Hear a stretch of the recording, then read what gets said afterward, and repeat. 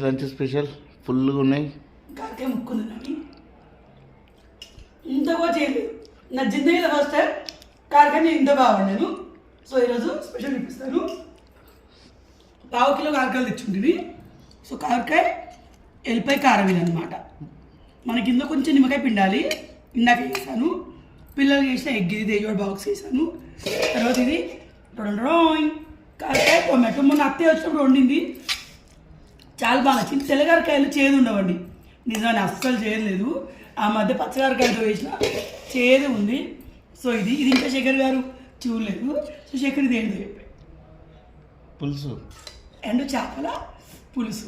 Saturday non veg తింటారా అక్క అంటే తింటాం. నన్ను చెప్పివే తింటాం, అట్టే తినదు, మేము తింటాం. కానీ ఏదో అచీవ్ చేసిన ఫీలింగ్. కారకాయ నేను ఎప్పుడో పెళ్ళైన కొత్తలో 18 నెలల గుడ్డు ఉన్నప్పుడు మేము పూణేలో ఉందిగా, అప్పుడు ఎక్కువ ఉండేదాన్ని. అది మా పక్కన నేర్పించడం ఉండేది. కాకరకాయ స్టఫ్ చేసి ఉండేది కానీ ఎంత బాగుండేదో. అది మళ్ళీ ఎన్నిసార్లు ట్రై చేసినా సెట్ అవ్వట్లేదు. హైదరాబాద్కి వచ్చిన విషయాలు ఎప్పుడు చేయలేదు. సో ఇంతకుముందు 2 సార్లు చేసి చేదైంది ఆ గ్రీన్ కాకరకాయ. సో మొత్తానికి తెల్లగారకాయతో నా స్టైల్లో కాకరకాయ టమాటో, కాకరకాయ ఎల్లిపాయ కారం చేశాను. ఇది ఎండు చేపల పులుసు. మా ఇంట్లో సాటర్డే ఎందుకో తెలీదు, మార్కెట్ ఉంటుంది. ఇందాక వెళ్ళినప్పుడు శేఖర్ ఎండు చేపలు తెమ్మని చెప్పాను అనమాట. సో తెచ్చిండు. ఎండు చేపల పులుసు ఉంటుంది. సో ఫాస్టింగ్స్ అత్తమ్మకి మాత్రమే మాకు. బాయ్.